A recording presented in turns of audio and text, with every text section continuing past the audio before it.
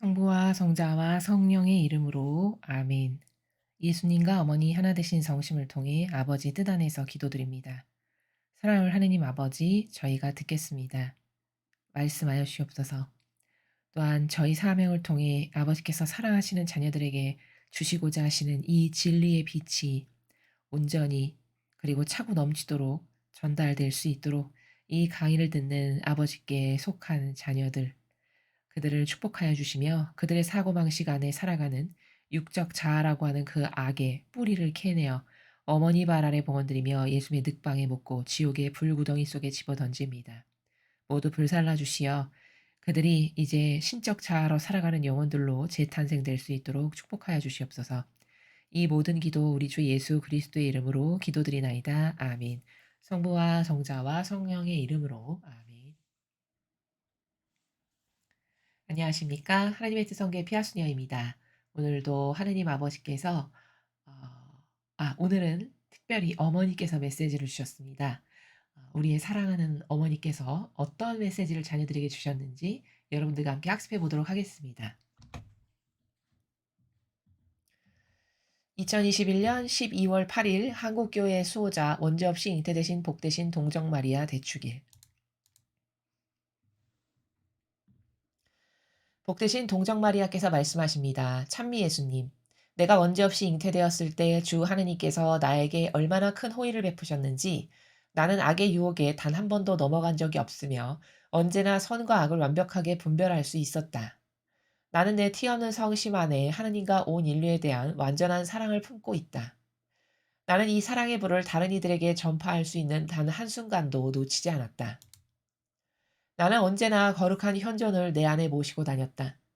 아빠 하느님께서는 나의 태중에 주님의 외아드님을 품는 유례없는 특권을 나에게 주셨다. 나는 결코 의심하지 않았다. 나는 또한 십자가형의 현장에서도 하느님의 뜻의 짐을 견뎌낼 수 있었다. 내 아들이 순환과 죽음을 당할 때에 나는 영적으로 사도들에게 도움을 줄 수 있었다. 오늘날 나는 이제와 영원히 용기를 가지고 교회의 모든 짐을 짊어지고 있는 교회의 어머니다. 성모님의 말씀이셨습니다. 사랑하는 어머니 감사합니다. 같은 날 주신 두 번째 메시지입니다.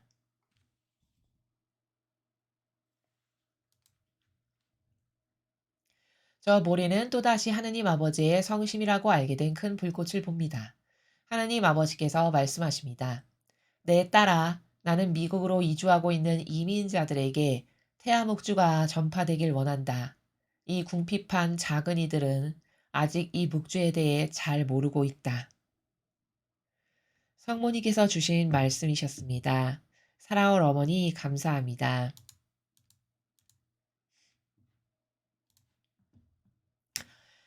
예, 오늘은 특별히 한국 교회 수호자 원죄 없이 잉태되신 복되신 동정 마리아 대축일입니다.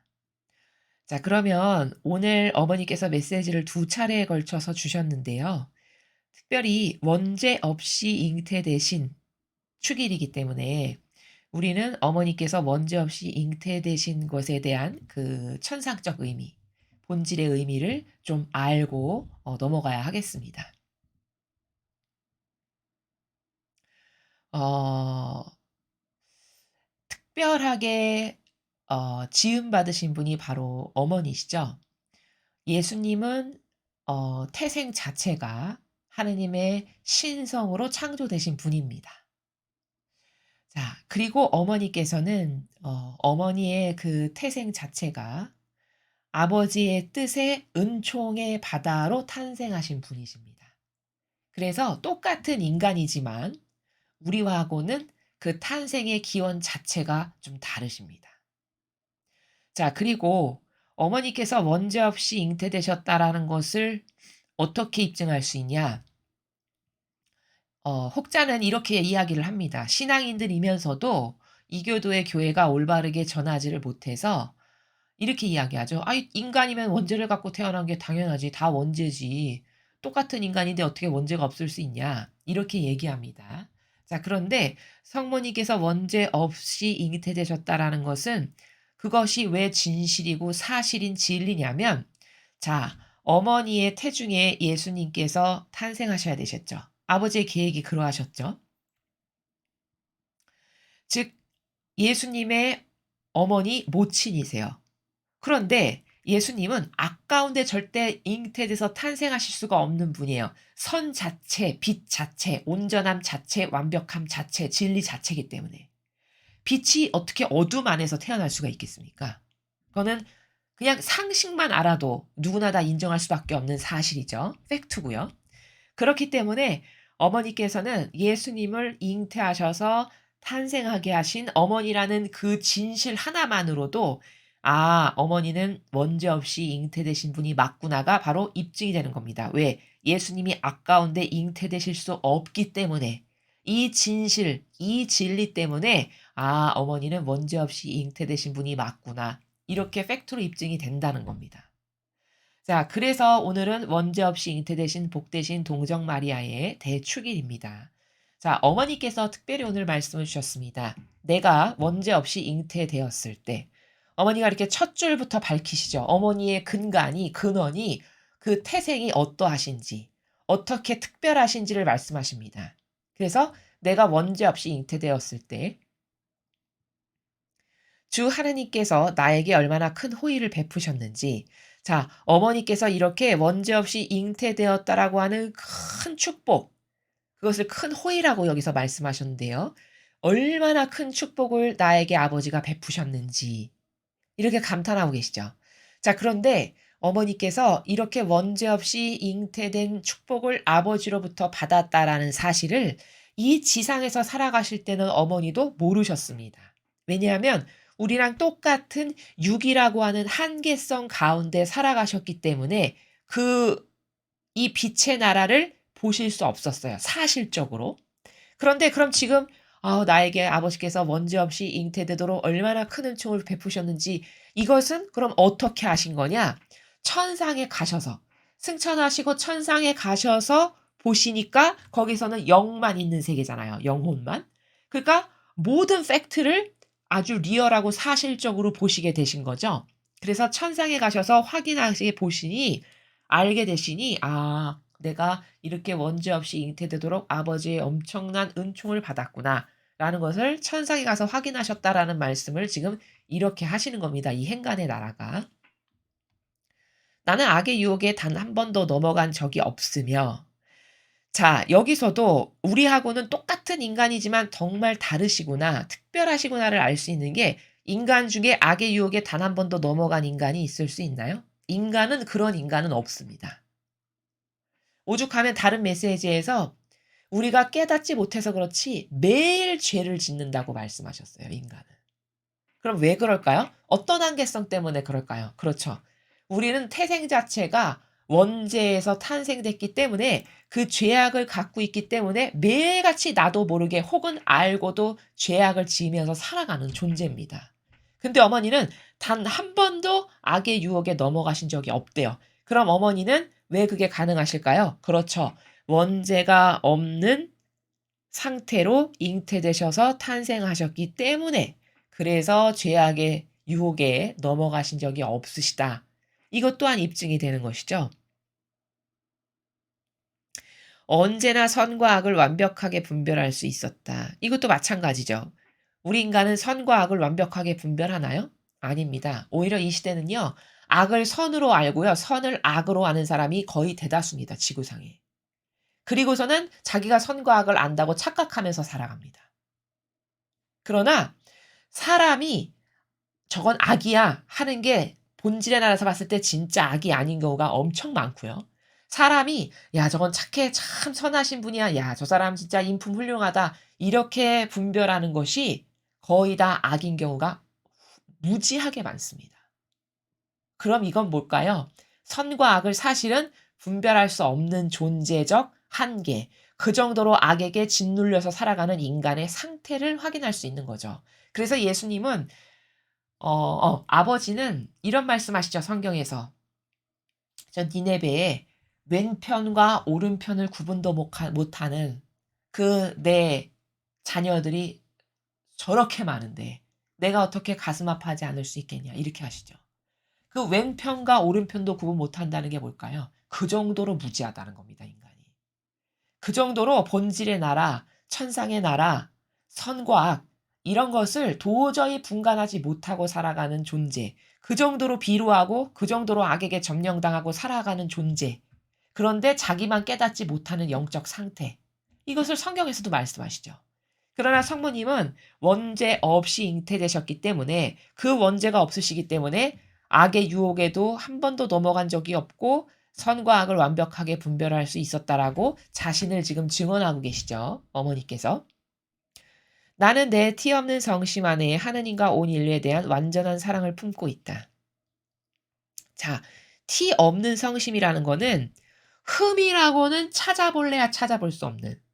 그러니까 정말 완벽한 그런 성심이라는 거예요. 이 성심은 예수님과 어머니께서 아버지 뜻으로 완전히 하나 되신 그 아버지 거룩한 사랑의 나라의 성심. 그 성심을 말씀하시는 겁니다. 그 티 없는 성심 안에 하느님에 대한 사랑, 그리고 온 인류에 대한 완전한 사랑.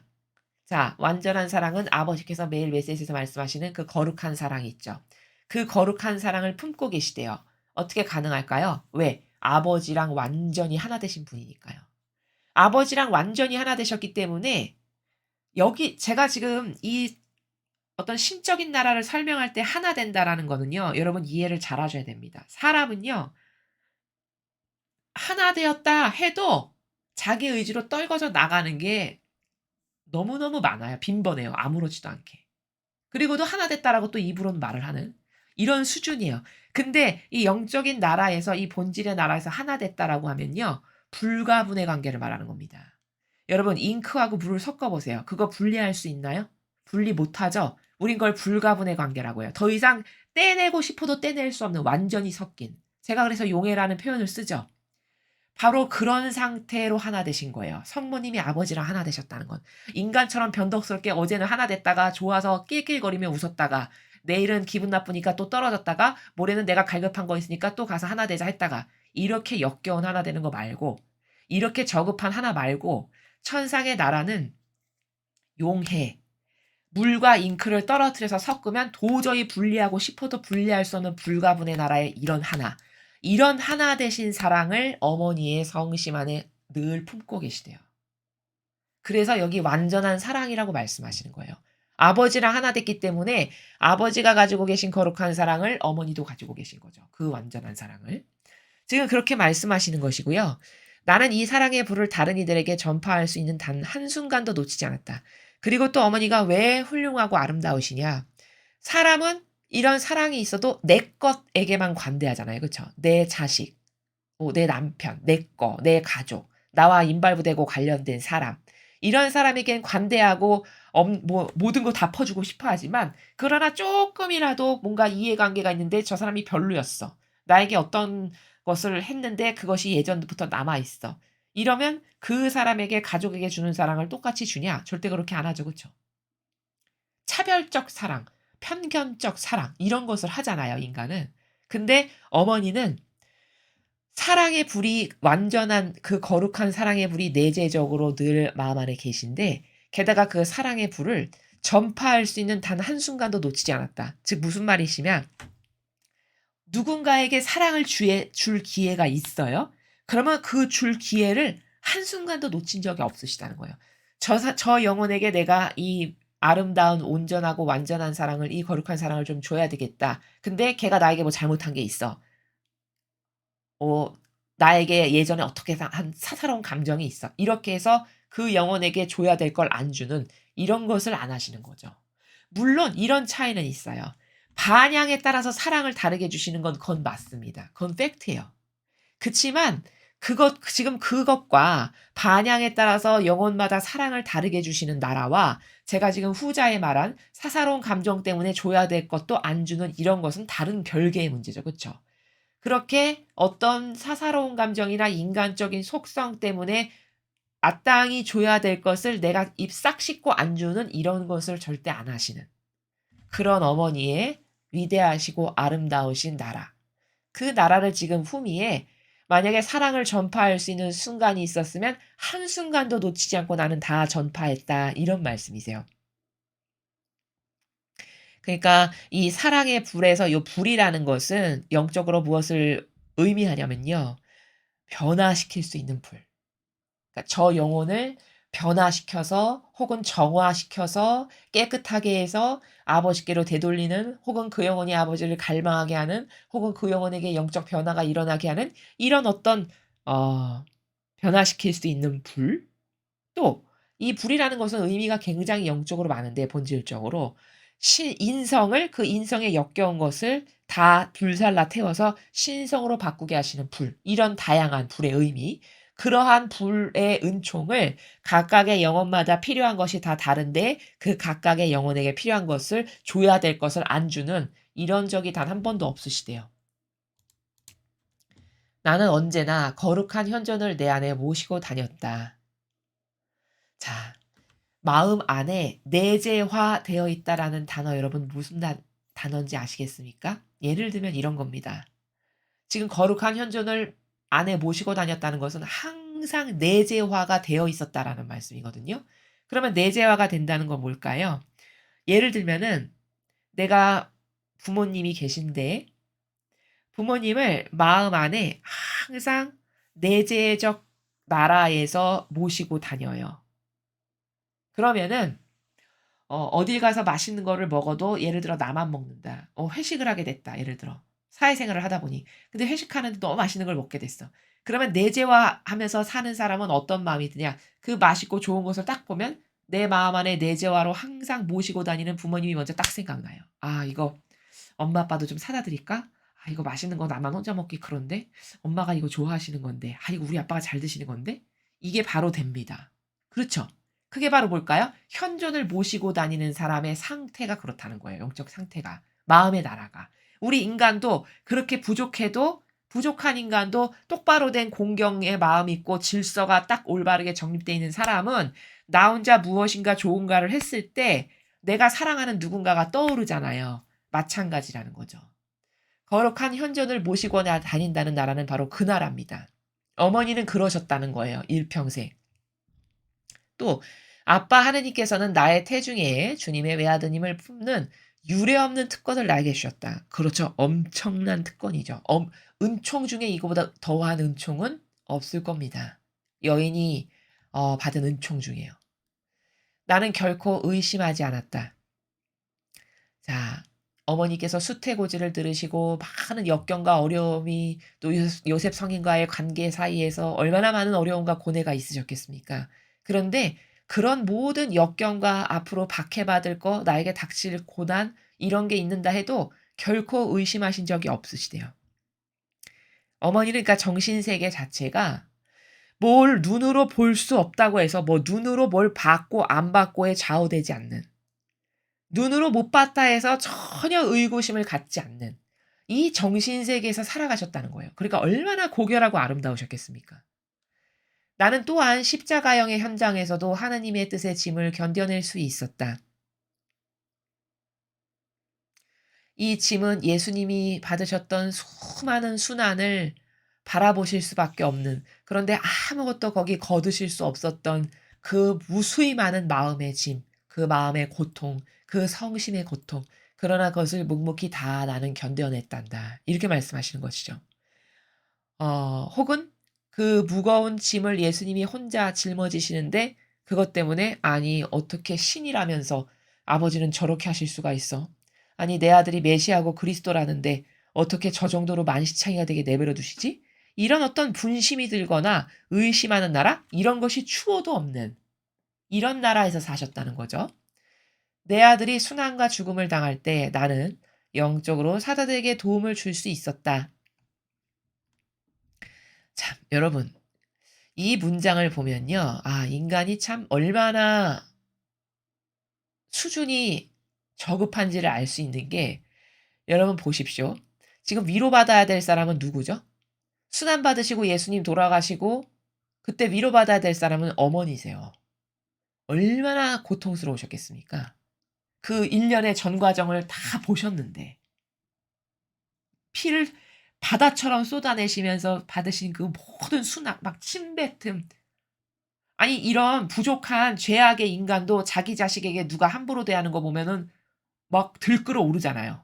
부모의 입장에서. 그쵸? 아무리 내 자식이 흠이 많고 나쁜 게 있다 해도.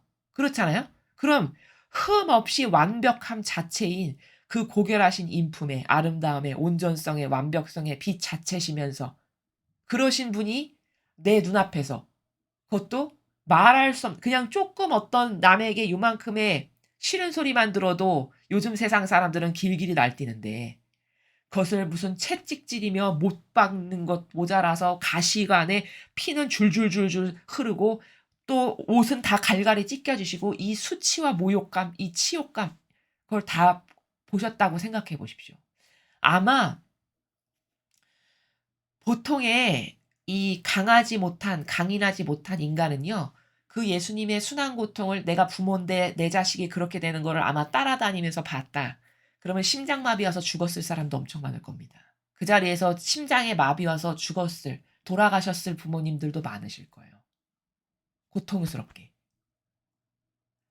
아니면 기절해서 혼절해서 정신을 잃거나. 그렇지 않겠습니까? 근데 어머니는 묵묵히 그것을 다 받아내셨어요. 그 인내와 고통을 순순히 받아들이시는 이게 다 아버지 뜻이시지. 이 마음 하나로. 근데 그런 어머니가 오히려 사도들에게 도움을 주셨대요. 사도들이 어머니를 보필하고 모시고 위로해 드리고 이래야 되는 거 아닌가요? 그쵸? 그 사도들이 이 정도로 부족했던 거예요.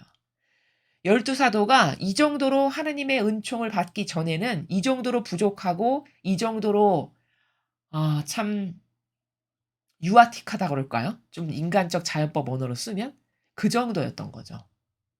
그래서 그 순환과 죽음을 당할 때 오히려 어머니께서 영적으로 도움을 주셨대요. 위로해 주신 거죠. 사도들에게 위로를 주시고 용기를 주신 거죠. "얘들아 이거 다 아버지 뜻이 이루어지려고 이런 거란다. 용기를 내라. 이게 우리가 끝이 아니고 멸망한 게 아니야. 분명히 예수님은 선언하셨듯이 부활하실 거고 그분은" 이렇게 이끄셨다는 거예요, 어머니께서. 참 가녀린 여인의 몸으로 어머니는 진짜 아름다우시고요. 정말 강하세요. 그리고 정말 온전하시고 참 지고지순하시고 그리고 정말 절대성과 유일성으로 반짝반짝거리시는 그런 아름다운 분이셨음을 우리가 이 행간의 수많은 세계를 통해 발견할 수 있죠. 오늘날 나는 이제와 영원히 용기를 가지고 교회의 모든 짐을 짊어지고 있는 교회 어머니다. 이때도 사도들에게 이렇게 위로를 주고 오히려 사도들을 이끄는 영적 리더 역할을 하셨는데 여러분 예수님께서 사도들을 이끌고 다니셨던 리더셨잖아요. 근데 예수님 돌아가시고 나서 그 사도들의 공동체의 실제적 리더가 정신적 리더가 누구셨냐면 성모님이셨어요. 여기 지금 말씀하시죠. 사도들에게 오히려 영적으로 도움을 줬다고. 바로 이 행간이 뭐냐면요. 돌아가시고 난 다음에 사도들 똑바로 정신 차리고 예수님 뒤를 이어서 했냐? 아니요. 다 뿔뿔이 흩어지고 고기 잡으러 갔잖아요. 자기 집으로 가고. 그쵸? 정신 못 차리고 다 자기 살 길 도모하고 다 뿔뿔이 흩어졌습니다.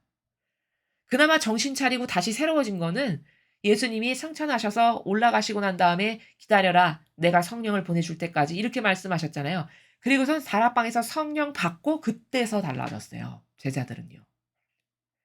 이 어머니께서는 그 이전까지 다 이 제자들 공동체의 실제적이고 사실적인 정신적 리더 역할을 하셨단 말입니다. 그것을 우리가 이 행간에서도 발견할 수 있어요. 영적으로 사도들에게 오히려 도움을 줬다고 말씀하시는 이 행간의 나라. 이게 바로 그 나라예요.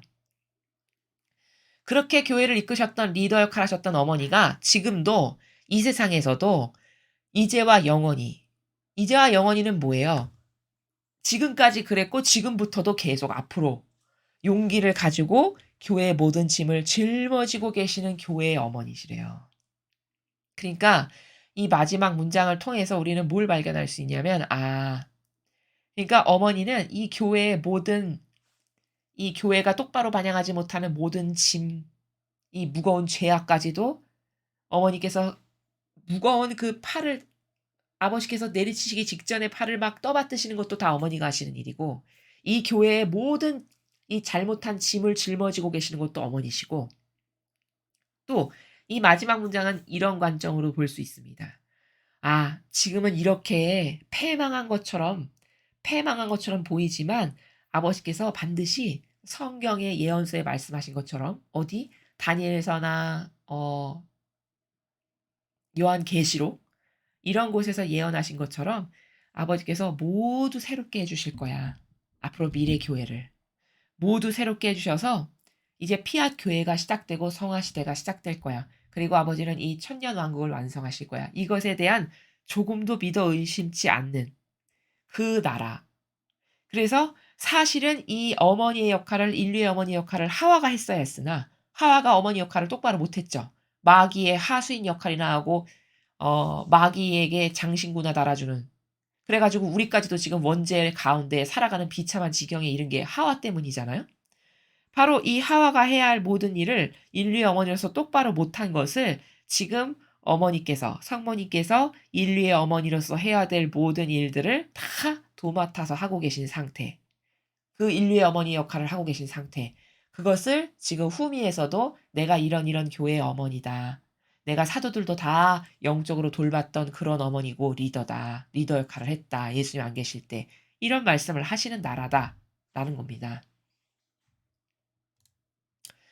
자, 그래서 첫 번째 메시지는 원죄 없이 잉태되신 어머니께서 어떻게 예수님과 하나 되셔 가지고 아버지의 뜻을 묵묵히 함께 이루어 드렸는가. 그리고 앞으로의 교회도 반드시 지금은 망한 교회처럼 보이지만 계시록이나 다니엘서나 다른 예언서를 통해서 선언적으로 선언하신 바와 같이 앞으로 모두 새롭게 해 주셔서 성화 시대의 새 피약 교회를 아버지께서 이루실 거야. 라는 것에 대해서 조금도 믿어 의심치 않는, 그래서 하와가 했어야 할 일을 어머니께서 다 하고 계시는 그런 어머니시다. 이것에 대해서 우리가 메시지를 통해 배웠습니다. 자, 그럼 두 번째 메시지의 내용 함께 보시겠습니다. 두 번째 메시지는요, 하느님 아버지께서 주신 메시지입니다. 내 딸아, 나는 미국으로 이주하고 있는 이민자들에게 태아 묵주가 전파되기를 원한다. 이 궁핍한 작은 이들은 아직 이 묵주에 대해 잘 모르고 있다. 지금 성모님께서도 여기를 통해서 말씀을 하실 때 그러하셨고 지금 오늘 아버지께서도 그러하시고 자꾸 낙태에 대한 말씀을 반복적으로 하세요. 이 낙태죄를 인류가 더 이상 짓지 않도록 기도 많이 하고 배상보속해야 된다. 이런 말씀을 많이 하시죠, 메시지에서. 그 정도로 지금 이 죄악에 대해서 인류가 아예 무감각하고 경각심이 없는. 그래서 그게 죄라고 인식조차도 못하는 그게 살인인데 이러한 상태가 심각하다 보니까 자꾸 반복해서 말씀하시는 거거든요. 오늘도 마찬가지로 지금 처음 말씀하시는 게 아니라 이게 반복되고 있어요. 이것은 영적으로 여러분이 어떤 메시지가 반복되면 어떻게 알아들어야 영적으로 올바르게 알아듣는 거냐면요. 이거 하지 않으면 안 되는 갈급하고 달급하고 반드시 필요한 거니까 자꾸 강조해서 말씀하시는구나. 이렇게 알아듣는 게 영적 아버지의 말씀을 똑바로 알아듣는 나라입니다. 그러니까 지금 태아 목주가 전파가 되지 않아서 사람들이 잘 모르고 그러니까 당연히 태아 묵주기도도 안 바칠 거고 이렇게 지금 상황은 세상의 상황은 이렇게 악하기만 한데 많은 사람들이 여기 동참해야 될 텐데 이런 안타까운 현실을 말씀하시죠. 그러니까 이 나라는 권고하시는 나라예요. 이 메시지는. 두 번째 메시지는 권고. 얘들아 태아 목주기도를 좀 많이 바쳐다오. 전 세계에서 이렇게 아기가 끊임없이 낙태돼서 죽어가는 일이 너무나도 많이 벌어지고 있으니까 제발 태아 목주 기도를 좀 해다오 라고 권고하시는 나라입니다. 그러니까 혹시 여러분 중에서도 이 강의를 듣는 분 중에서도 태아 목주 기도를 모르신다. 그리고 여태까지 태아 목주 기도는 안 하셨다. 그러면은 이 사이트에 들어가시면요. 태아 목주도 팔고요. 이렇게 연동을 해 놨어요. 오늘 이 12월 8일 메시지 하단부에 보면은요. 묵주 살 수 있는 사이트도 연동해 놓으셨고 봉사자들께서 그리고 그 기도문도 연동해서 여러분이 눌러서 들어가시면은 태아 묵주기도 어떻게 하는 건지 짧은 묵주기도도 있고 긴 것도 있고 다 있습니다. 여러분이 인쇄를 하셔 가지고 발췌를 하셔서 이렇게 아버지께서 요청을 하시잖아요. 그러니까 우리라도 남아 있는 아버지께 순종하는 자녀들만이라도 무슨 말씀을 하시면 바로바로 알아듣고 실천을 해야 되겠죠. 그러니까 여러분들만이라도 물론 더 많은 분들이 하면 참 좋겠죠. 그러면 이 인류의 재앙도 점점 줄어들 텐데 이것이 아직 퍼져나가는 것이 이렇게 어렵고 열악하니까 여러분들만이시라도 남이 두 배로 할 거. 내가 그거 감당해서 한다. 이런 마음과 정신의 나라에서 요 사이트에 들어가셔서 묵주도 구입하시고 싶으신 분은 구입하시고 또 태아 묵주 기도를 좀 많이 바치셨으면 좋겠습니다. 자, 오늘은 한국교회 수호자 언제없이 잉태되신 복되신 동정 마리아 대축일을 맞이해서 어머니께서 메시지를 주셨고 그다음에 아버지께서 또 오후에 메시지를 주셨습니다. 우리는 성모님이 안 계셨다면 참 얼마나 불행한 인류였을까를 생각하게 됩니다. 어머니가 안 계셨으면은 죄악의 원죄 가운데 허덕이면서 도저히 구제 불가능한 인간으로 살다 죽었겠구나. 왜냐면 어머니께서 많이 중재를 해 주시거든요.